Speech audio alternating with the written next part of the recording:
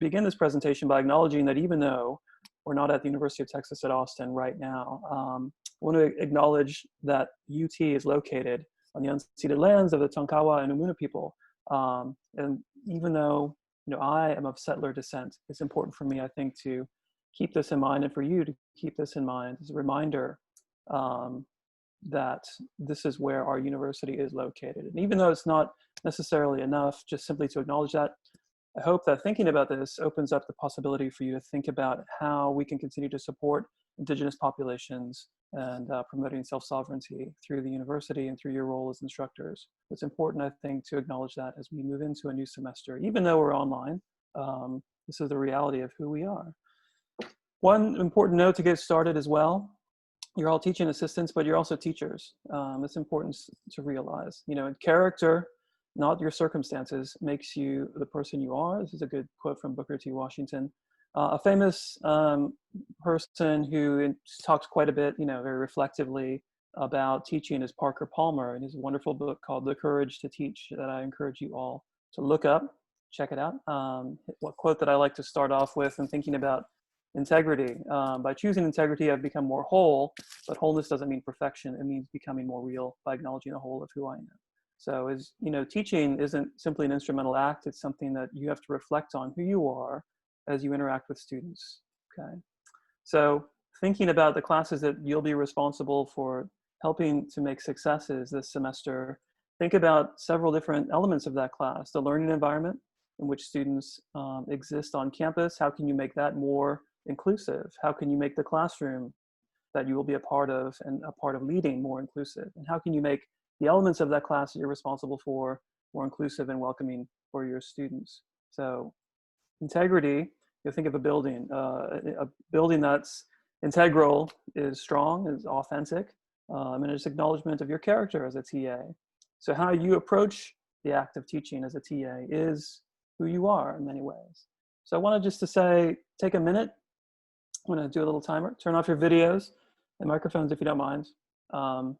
Just as we begin this discussion today, I'd like you to locate yourself in teaching this semester. Fall 2020, August, right? What does that mean for you today? What should that mean for you? So I'll see you in a couple minutes. Think about that. We'll talk about these issues through the presentation.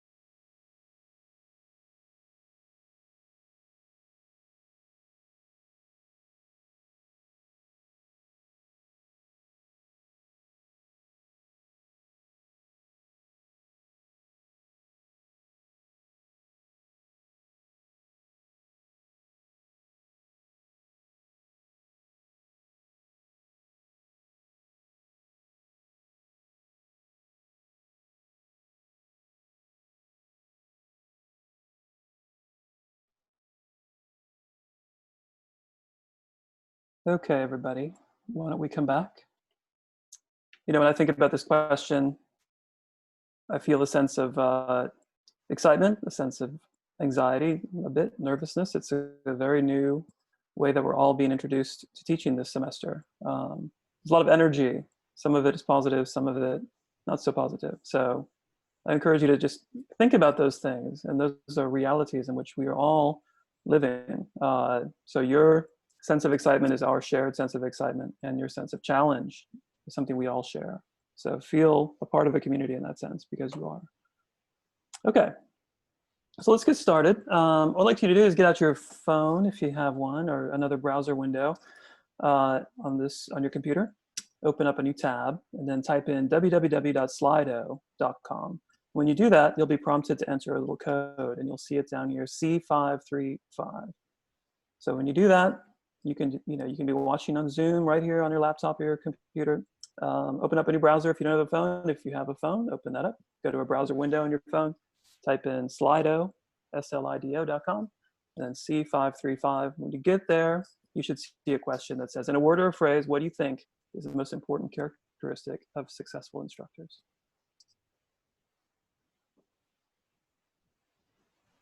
So take a minute. You can enter more than once.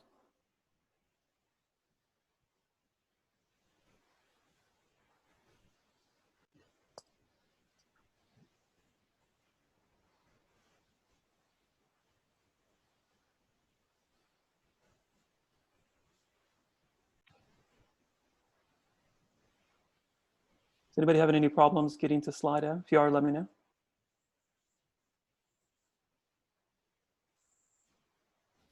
Yeah, what's the most important characteristic of effective teachers or instructors? Could be somebody you've seen, something you've done, something you've seen in a different context. It could be somebody who's in a leadership position, just something that's feels motivating, engaging.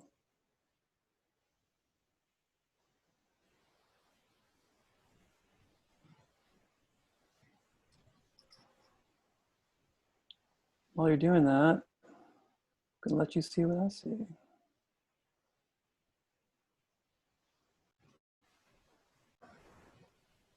All right. You should all see this window. Slido 43, looks good. 44 responses, great. Keep them coming.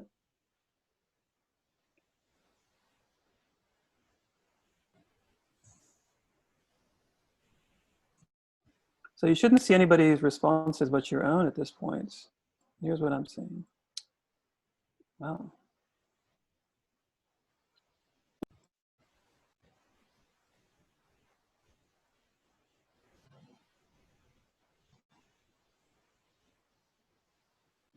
All right, almost everybody's there. I love all these responses. These are fantastic. Understanding, that's a wonderful word to have at the center here. And empathy, compassion, flexibility, right? Cultural responsiveness and excited about the topic. Humility, I think humility is going to be a very important one this semester for all of us. Enthusiasm, patience, humility, empathy, inclusive, relatability. There's a great survey that was done a couple of years ago. About 10,000, 15,000 students were a part of it. And they asked, what were the two most important characteristics for a successful teacher? And the two at the top were a sense of humor and approachable, being approachable. I think approachable, in a way, encapsulates many of the things that we see here: humility, patience, understanding. That means so many different things. We'll talk about those today. Okay. Thank you for doing that, guys. That's wonderful. So this is a tool. So I'll do a little meta stuff here. This is a tool called Slido. This is an online kind of student response system, or just kind of polling tool that I use sometimes to begin conversation at the beginning of a session. Maybe you want to do something like this too when you're TAs. You start a discussion session with your students, get them warmed up, elevate some things, surface some questions you feel like that are going to help you thread through a discussion that you have with your students. It doesn't have to be something directly related to the topic. It could just be something that gets them in the right headspace before you begin a conversation. Okay, we'll come back to that. Those are great responses, thanks. I totally agree with everything that's being said. Humility, patience, understanding, empathy. We're going to need that this semester, and we teach online, right? There's a great article from the Chronicle of Higher Education, and if you're not plugged into the Chronicle for the articles that you would receive about teaching or teaching with technology, I encourage you to sign up. They have a great email that comes out every day that recommends some kind of blogs and articles, some ideas that help inspire you. So if you do have the time, go search the Chronicle and sign up for getting emails from them, or depending on the blog you like. It will help you, I think, get ideas. Teachers, we all need ideas all the time. This is from an article or a blog post actually called "The 4 Properties of Powerful Teachers." And I really like this because in many ways, it talks about a lot of the things that we just mentioned in our Slido poll: personality, presence, preparation, and passion. These are 4 things to bear in mind for you this semester as TAs. You're not the teachers of record, but you're part of the universe of teaching that's taking place for your students this semester in the signature courses. So personality, what does that mean? It means you're good-natured and approachable. Approachable is something to really absorb this semester. What does it mean to be approachable, available in a way that makes sense for you? Professional, you're a professional now. You're teaching students without being aloof. Funny, being demanding without being unkind, having expectations. Comfortable in your own skin, willing to entertain new ideas or try new things, sometimes even on the fly. So your personality should be one that shows your willingness to interact with your students, right? And to be aware that you're in front of students and who are listening to you. Your presence, speaking of which, your best teachers are always present, fully in the moment, connecting with both the subject matter and their students, and connecting them together. All it takes is a degree of self-awareness, a little concentration, and a fair amount of determination, preparation. So to be a powerful teacher, you must go into every single class meeting as prepared as you can be, given the time you have to get prepared. Reassess what you do in the classroom, working with your students. Be a reflective teacher. Do things that work, don't do things that don't work. Try new things. As much as you'll have a very specific role this semester, you have some freedom to try some different things, whether that's simply your demeanor with your students or how you give them information. Be aware of what's working and what's not working with your students. Finally, passion. And this is one of the words I think that was in our deck, in the Slido responses. Teaching is like a relationship. You have to work hard sometimes to keep the passion alive with the course itself, your relationship to it. Students will pick up on the fact that you're not engaged, and that can have a long-term effect on how they respond to you. So these 4 Ps are really important. Question is, how do we do that when all of our students are away from us, right? Personality, if I'm standing in front of you, you kind of have a better sense of me. My presence literally is in front of you. Your preparation in a face-to-face class is very important to kind of organize students in space. And your passion, they can see that, they can have kind of a cognitive response to your physical presence and how you're talking to them. So how do we do that online? That's a great question. We're all talking about that at UT all the time right now. One of the things that you have to remember moving online, in my area of expertise in the Faculty Innovation Center is around technology and teaching and learning. People will say face-to-face learning, being in front of students, that's the gold standard. That's why we teach, that's why we learn. Here's a great quote from the French activist philosopher from the 40s and 50s, Albert Camus. The danger of lectures is that they create the illusion of teaching for teachers and the illusion of learning for learners. So you see this giant lecture hall, the teacher in front pulling a rabbit out of the hat. It's a great performance, but how much does that face-to-face learning really have an impact on students if the performance isn't reaching out to them? What's so bad about lecturing? It's great. As TAs, people who are going to be working on your PhDs and your dissertations, we're all preaching to the choir. We love lectures. That's why we're here today. But students who aren't bound for academia only capture about 20 to 40% of a lecturer's main ideas in their notes. This has been documented. And they remember it for about 10% of it after 3 weeks. Okay, so lecturing is an inefficient way of communicating information to students. How do we know that?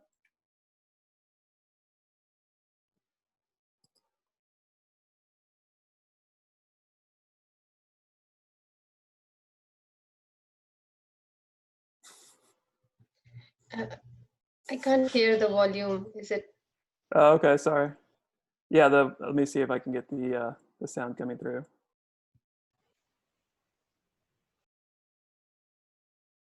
You hear it now? No? Not yet. No. All you can imagine while you're watching this professor teach, the students' faces, it's all that really matters. They're not really checking in. It doesn't matter what he's saying. He's talking about Smoot-Hawley tariffs and economics. So he's talking to them. He continues to talk and talk and talk. And they're looking at him like, who is this person? What planet is he from, right? So I can share this with you.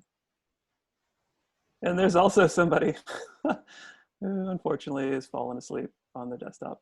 So that's not the way we want to think about teaching, right? It's not lecture where students are looking at you and you wonder what they're thinking. And if they're looking at you like those students were looking at that teacher, they're not really engaged at all. Interaction, countless other surveys will talk about interaction as this most important determinant for success in online learning and for learning, period, right? It's the amount and quality of interaction in the course that defines how much students feel like they're a part of that class experience and not sitting on the desk, drooling and falling asleep, which may very well happen. Something for you to bear in mind as you interact with students in an online class. This is from a lot of research around online teaching and learning. Students learn to see these forms of interactions when you talk to your students. It takes a bit of time. Respond appropriately. Students typically have 3 forms of interaction with an online class. One is with the instructor or you. So they'll be asking you a question, they'll be reflecting on the class. I can't access Canvas or Zoom, there's some problem. Students will talk to each other in discussion forum, right? And then they'll have an interaction with the content of the class. You need to be listening out when you talk to students for the first time about your class. What are they talking about? They'll come to you with emotional responses to things. Where they're coming from is important, but learn to kind of sift out when they talk to you. Oh, you're talking about the class. Oh, you're talking about something that's happened in a discussion forum. Try to have that lens that you develop when you talk to students, and that's going to help you navigate and help them responsibly by saying, if you can't talk to the professor, you have a question, you can talk to me. Something happened online, you can talk to me. You have a problem with the class or a challenge accessing things, we can talk about that. So interaction takes all these different forms, and you have to start kind of getting a lens that you use to help you understand what students are saying when they talk to you. So typically in an online class, you're going to have a bunch of roles and responsibilities that you have to be aware of. One is that these are things that you'll talk about with your faculty members, but these are kind of typical duties to bear in mind in your checklist. So you write and post regular announcements in Canvas. So keeping students up to date, letting them know what's happening, making them understand what's happened last week, where things are this week, and what to be prepared for. So you're kind of helping them navigate the class in many ways. You have office hours online as a TA, right? So this is something we'll talk about too. Create and monitor student groups. So if you have larger classes, maybe you'll have smaller groups of students. How are you going to do that in Canvas? So get to learn some of the group functionality in Canvas to help you organize students into smaller groups for discussions or for working with you, depending on the size of the class. In Canvas, there's also a great analytics tool. So if you go to people in Canvas, it's a little navigation bar on the left-hand side when you're inside of Canvas. If you haven't been there yet, go to Canvas as soon as possible. You can see their analytics for each student. How long have they been logged into Canvas? When was the last time they were in this course site? So kind of keep an eye like once a week on how often students are inside the class. If there's some who are not inside the class, some who have missing assignments. So you have to kind of reach out, nudge them once in a while, let them know what's going on. For the most part, I think for the signature classes especially, you'll be moderating online discussions. So what do we do in that sense? What are some successful strategies? You're going to review discussions, provide feedback, and submit grades, and then understand how to use any third-party tools. Now, your classes may not be using things like Piazza, which is a different kind of discussion forum tool, or Perusal, which is like an online annotation tool. But yeah, make sure you know if there are any tools that are out there that your faculty member expects to use in the class and become familiar with them. So these are kind of the typical duties that you'll have as an online TA. Getting to know Canvas really well, its functionality, and then keeping an eye on the class, making sure students are engaged and doing things at appropriate times over the course of the semester. So you can take all of those elements that I talked about from the article on powerful teaching and invest your own ideas in the online space into them. So personality. So how do we do this in online teaching? Be prepared to introduce yourself to students and help students get to know each other. Many of these are signature classes, they'll be freshmen, right? So students will have so much going on in their own world and in their own space that it's going to be hard for them to really know what to do beyond simply what's required of them, even though they'll be anxious to do that. So they'll be looking to you in many ways to become aware of the community of students in their class and the way that you set the tone for an inclusive and encouraging course climate. Use pronouns, right? Be aware if students are doing that inside of Canvas. They can do that. You can do that inside of Zoom. Signaling that to your students is signaling a certain community that you expect to be inside of that course site. Learn your students' names, okay? So that's really important. Print them out, get to know them, talk to students, use their names, use the pronouns that they want you to use, and encourage them to share relevant information about themselves in introductory discussions. Get to know who they are and where they're coming from.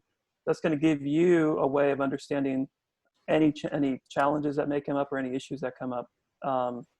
What I encourage students to do in my classes, I teach classes, I'll teach a class this fall, is to tell me about their technology situation in an introductory discussion. So if you're helping write these discussion posts at the very beginning, ask students like, hey, how often, and some of us even today, where are you accessing this course in Canvas? What's your bandwidth like? Find out that information about them. It'll help you troubleshoot later on. Again, model and define online communication practices, right? During synchronous discussions, project yourself through your voice. I can't tell you how important this is. Many of us, you know, when we look at a computer, we're sitting down and we're kind of reflecting, we're reading more than interacting. So if you can see my picture today, I'm standing up. My computer is on a giant pile of stuff. And standing up helps me project through my voice. And you can get a lot more information because that's really how your presence, your personality in many ways is going to be understood by your students. So when you talk to students in real time through Zoom or other tools, get into a position, even to a posture that's going to help you feel like you're communicating more than simply words to them, okay? As much as possible, this sounds kind of crazy, remain relentlessly positive. You know, when you're talking to your students, use positive language, encourage them, you smile if you have your video cameras on, right? Encourage them to overcome things. I remember when I was first a TA, I said to myself like, well, I have to be serious to them and authentic. And then within a few years, I was using emoticons and lots of exclamation points, and it really helps. It communicates something. You're not compromising your intellectual contributions by using that kind of language. So be positive, encouraging to your students. Always help them see what's possible. You also need to monitor any discussion. This probably won't come up very much. For any netiquette or other forms of acceptable discourse, and try to steer people back into responsible, you know, civic or civil dialogue. Be timely with your students, but act against urgency. I can't encourage you to think about this. So if you don't have an answer for your students, always feel you have the wherewithal to get back to them later with information, even if they're pressing you for answers. You don't have to answer something right away in a synchronous office hour session. Get back to them, right? So be responsible, but urgency can sometimes cause you to say or do something that isn't exactly accurate and give students a false impression. So your personality should be one that's responsible, but you don't have to have all the answers, right? Just be somebody who's going to be able to get them. So all these kinds of things, right? Encouraging inclusivity, modeling good practices, being positive, and be timely, but don't be unduly timely by promising something that you can't deliver. Your presence. So in online teaching, establishing your role. Who are you going to be? Determine how and when students will see you during interaction. So this is a bit more, as much technical as otherwise. Talk to your faculty members and establish how you will be visible during Zoom sessions as an image, or will you be monitoring the chat area? Get to talk to your faculty members about that. One of the reasons why I'm saying this, you may assume that they know exactly what they want you to do. Many of your faculty, I think this semester, are putting it together in a way that they've never had to do before. So asking them in advance, like, well, how should I be present when we're doing a class discussion where you're leading it? Should I be, in many ways, what you would be expected to do is look in the chat area, say, if I hear any questions, I'll give them to you, or I'll just kind of jump in with a video with my voice always on, but video off, right? So determine how students will see you during those class sessions, and then during office hours, how you want that to happen. Think very structurally, like, okay, let's have mics on, cameras on, ask questions in the chat, or just ask questions in the chat and that's off in the lecture. And then how would you want to have a discussion during office hours? Think very practically. model and encourage engagement, and again, create physical spaces that help you do that. Whenever you're a part of a class session in the Zoom room, or whatever you want to call it, be somewhere where you feel like you have peace of mind to engage and be fully present in the moment. That's hard to do. It's very hard for all of us to do right now because we have things called classrooms, so those physical spaces. But we don't have those now, or we don't have offices for office hours necessarily.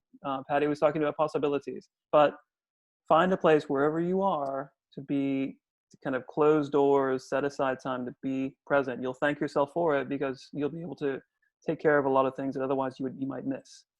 Okay. Create a discussion forum also in the Canvas course site. Just ask the TA or general class questions. If anybody has a question about the class, they could post it there and you can monitor that.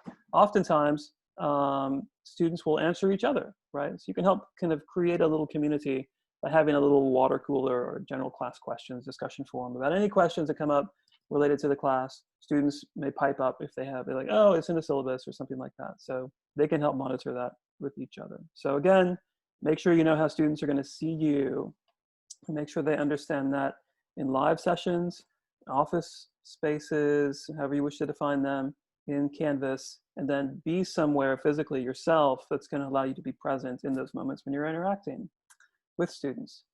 One thing to be very aware of is your professional role. Be authentic, and I don't really like authority, but you have to be a little bit authoritative when you're teaching. So think about how to model the discussions with your students online as well as in office hours. How should that discussion begin and end? How quickly do you want to pivot into questions? Like, how are you doing if you're in an office hour situation?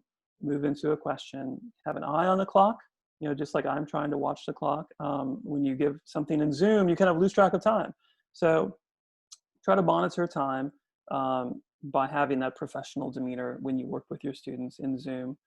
A point that I can recommend after years of experience, I suppose I could say, is have a clear focus on the products of learning. Okay, whenever you're talking to your students about something, ask them, well, how is that reflected in what you're doing for this class? If it's a paper, if it's a discussion forum, the more that you can triangulate, I would think of it this way: you with your student talking about a paper, you with your student talking about a discussion forum. Always pivot back into the things they're making for you. Not in the discussion, you and the student, but focus on the product of learning that they're making, that they're talking to you about, or the class, or some external objective thing. That way you have a greater chance to have an objective conversation with them. So again, students may talk to you, may feel like you're chatting with them or being friendly, but always try to push that conversation in a professional way towards what they are interested in talking about as far as a paper in the class, something that happens, or a synchronous session. Okay. So think of yourself as steering conversations in that direction. It takes a lot of practice to get to the point where you feel comfortable doing that, but that's your responsibility. And doing that, you're actually helping students succeed by helping them perform better with what they're producing for the class. And in an online class, there'll be a lot more products than there will be in a face-to-face class. So use those as a way to practice your professional identity. Preparation, research tends to show that if you're not prepared, if you're not thinking very detailed about how you teach in an online space, you're going to quickly fall a little behind. So be very prepared and be ready in advance for lots of things that come. Troubleshooting technology and helping students with various concerns, right? Consider ways that you can be available for students who are struggling with technology. Students will not tell you. There may be some of you here in this session right now who are having trouble with your Zoom feeds. Things are coming in and out. Unless I ask you to tell me, is there something wrong with Zoom right now for you? You won't tell me. Students will feel that they're the only ones who are having technology problems if something's wrong. It could be half of them. It could be the whole class. Encourage them to pipe up and tell you when something's wrong with technology. It may lead you down a long conversation, but it's going to be beneficial in the long run to help students succeed for the long term of the class. In your syllabi, you're all going to have required information now about academic and student support services. Become very familiar with those. You have your syllabus, it's online right now. Print it off if you can and highlight those sections and get to know where the Writing Center is, Be Vocal, Center for Mental Health, things like that you might feel like you need to direct students towards. You may not need to do that very often, but it's really important that you know what resources are available to students in case those issues come up. Configuring office hours. It's important. Develop a policy sheet listing times and ways that students can reach out to you. So have something that you give to them when you introduce yourself, like, hey, I'm your TA for this class. This is when I'm available. This is when you should expect a response from me if you contact me, right? Should you set up scheduling, open a virtual space for individual drop-ins? Should you encourage students to come as groups if they want to? Some people like to do that. How long should you take before responding to a student's email? Typically, we're going to say 24 to 48 hours max. Don't wait too long, you know. But also, if you're up working on a class of your own and it's midnight and you respond to a student at midnight, you may find they respond to you at 12:05. They could be watching your email anxiously. So set expectations for your students. You know, respond to them at a time when you might see their response. So you can say, your email to me isn't just like a lighting up bat phone that I'm going to pick up whenever I get it. Let them know that I'll respond to you within 24 hours. Don't set yourself up for kind of unfair expectations for when you do respond to your students. Should you have alternate or asynchronous office hours for students in different time zones? Maybe that's not something that we're going to worry about so much, but in online classes, it typically is. There may be a student who's participating in there in California. It could be in Brazil. They could be lots of different places this semester. Get to know where your students are and ask them in discussions, in introductory discussions, like where are you interacting with this class if it's fully online? Are you in Austin? Are you in Australia? You know, and then that will help you determine what office hours you should set up for all of your students. Approaches to grading online. This will be, again, a major part of what you do. Establish routines and stick to them. Routines are going to be your friend this semester with online classes.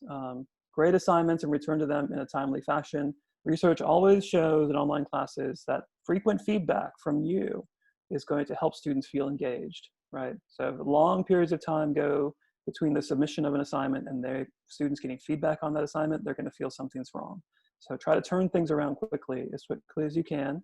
If you can, use rubrics and share them. If they're you don't have multi-sections, but rubrics help you grade objectively, even if they're very simple rubrics. So it gives students a sense that you're grading them from an objective perspective. And Canvas is a great rubrics tool.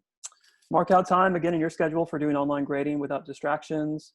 The internet and your computer are wonderful distraction machines. I am subject to that as much as anybody.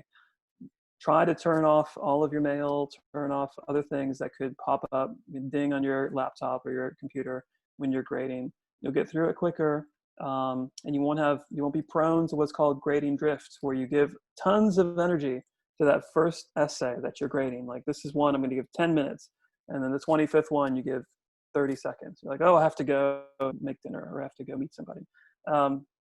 Try to have that space and I put it into my calendar. I still do when I'm going to grade essays, a block of time. Hold yourself to it, okay? And designate a space, again, for online classes where you're going to do that work. Hold yourself accountable to these preparation elements of the class, even if they're, not really, they don't feel like something you want to do, but it's going to help you in the long run. Stay on track. And if your students see you staying on track, you're going to succeed better. Another thing you can do in your class is think about using classroom assessment techniques. What are those? So at the end of units or sections of an online class, you can say to students, well, how are you doing? CATs are really brief and immediate questions you could ask them. Before they come to class, you could say, hey, what's something that was really exciting about the reading? You can kind of put that into a discussion forum. Before you have a synchronous Zoom session, that'll get students kind of warmed up and thinking about something. After class or at the end of a unit, you can ask students, well, what is still kind of tricky for you? Or what are you still kind of unclear about? So you can kind of surface questions they have about how they're learning as much as what they're learning using something called classroom assessment techniques. It encourages students to be engaged, and it boosts their sense of confidence because they feel like, okay, I'm kind of getting this the right way. I'm not the only one who's having some issues. It helps students facilitate better recall and retention. I think it's great. You should adopt a cat for your class. You know, any kind of question. You know, I have a cat.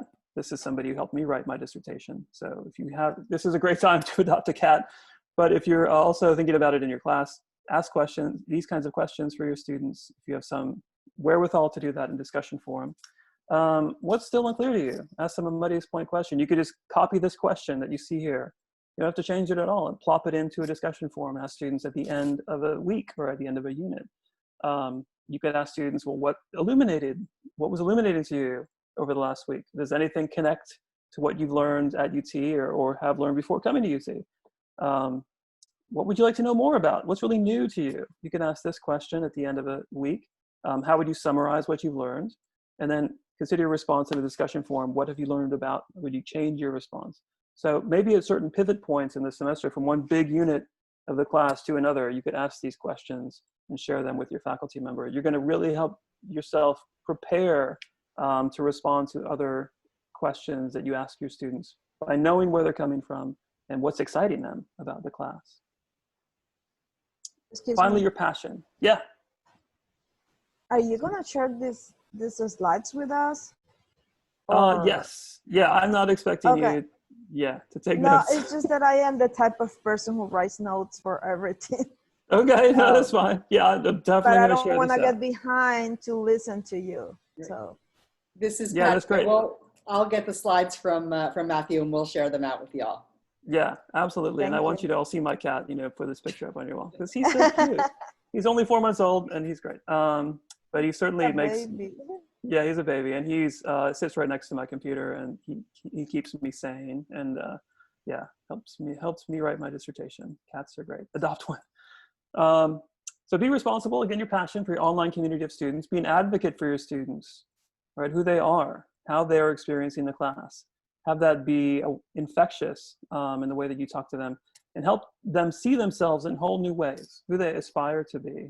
Kind of be looking out for the elements of a class that really get students excited and help guide them into being more excited about those things. That shows your own commitment to the class by not just learning something, but guiding students somewhere new. For your part, modeling intellectual investment is really important, right? Go beyond kind of transactional things. We all feel that way. I will feel that way. And I will even do that in discussions where you say, I have to respond to this discussion forum. Great, not great. But still try to go beyond that and think about kind of questions that you may ask constantly throughout discussion forums, because you'll find yourself saying things quite often to different students. Here are some ways that you may think about responding to students in discussion forum, postings, or in office hours. Make sure you say, I'm unclear about your point. Can you elaborate? Right? Can you say a little bit more about that? Can you connect this view to your readings? So don't just look for rote responses from them. Ask them to make connections. Help them see the bigger picture about what they're learning in week 6 back to week 3 or where you're going. You're responsible for that trajectory of the class with your faculty member. And then you can also ask for alternate views. What's another way to think about this? I understand you're really passionate about that point of view in this discussion, but what if we added this to the mix? How would that change how you think? So think about, there's a great book I'll share with you about discussion forum responses.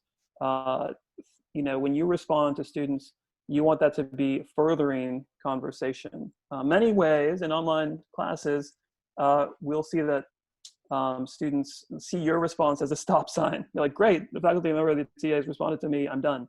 Ask questions, right? Encourage students to ask each other questions. Elaborate, continue.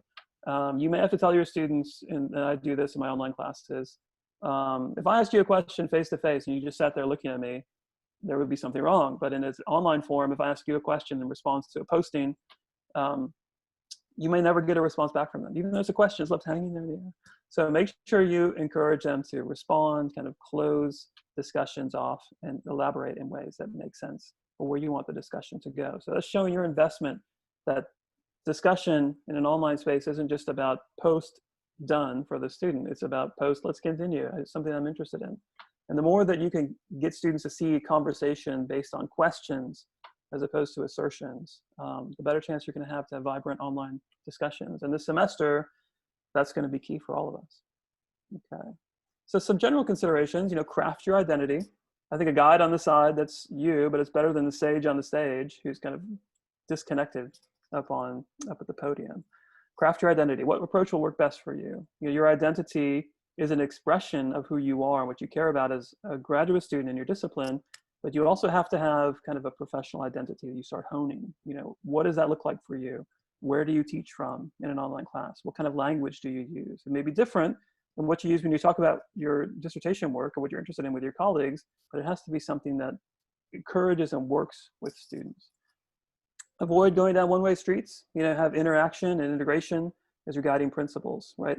Respond to students in a timely way, encourage students to talk to each other, give them the tools they need to succeed in that sense.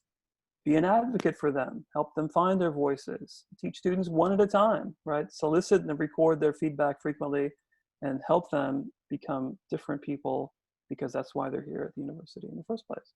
And close the loop, right? So you're going to be probably teaching in 2 different modalities this semester, whether it's in the classroom or synchronously live like this, or recorded stuff that students will then post to Canvas or work on their own time.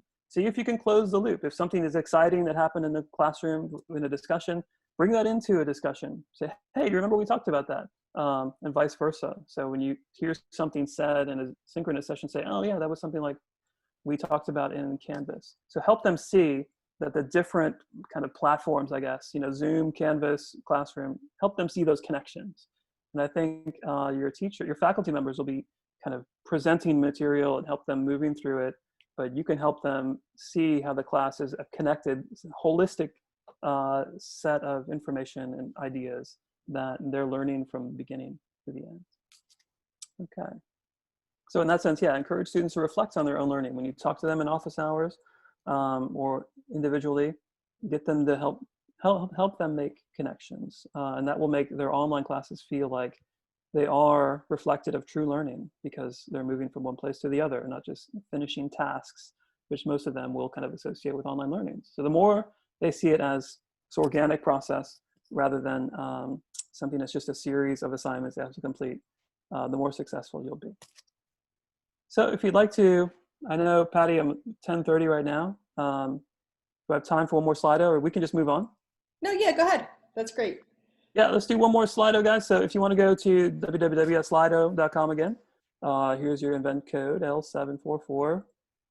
What do you think you need to take time to develop after these discussions today? Something that struck you or something that you say, I feel really confident about a lot of these areas. I'm very prepared and diligent in that way, but I need to somehow practice speaking or work on presenting myself. What's something you feel like you need to take time to develop and work on a little bit?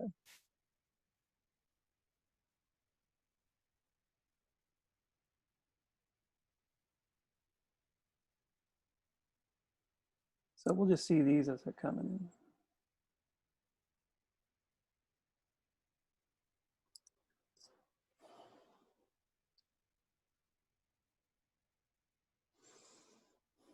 Learning how to use Canvas. Yeah, it's going to be your best friend. Engaging students, keep discussion alive, professional identity, timeliness. Cats, I love cats. Approachability. Yeah.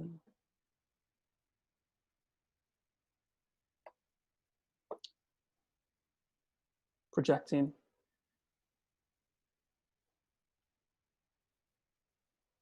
Yeah, it's something to be aware about, boundaries, but open, alternate online engagement, online presence, exactly projecting.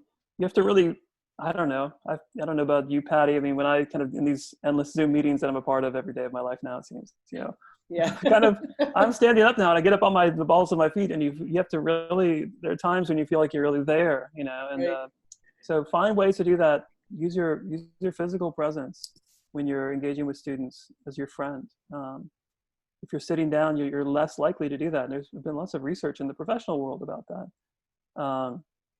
Planning the discussion, great approachability. Yeah, fostering interactivity, Canvas, third parameter, say, be timely. Okay, everybody. These are the right things to be thinking about. And I'm telling you right now, I have a good answer. There are ways that you can work on those. You still have time to develop these. How much self-disclosure? It's a really good question. Be conscious of that.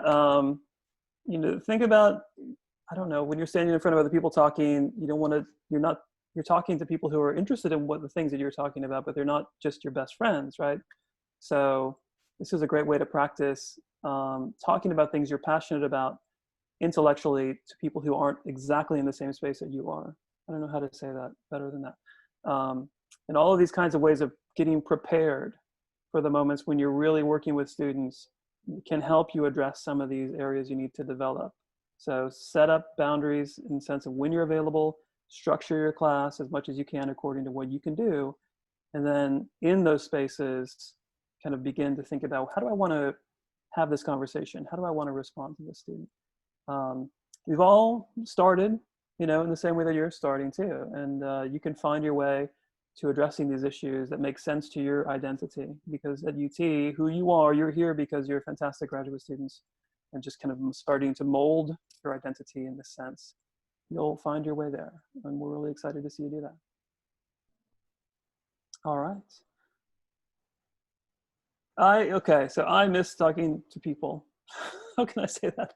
Or I get, I do, and it's hard. And think of online though, don't think of it as something that is just not, it's like a negative space. It's like, there's nobody here. I'm just looking at my computer.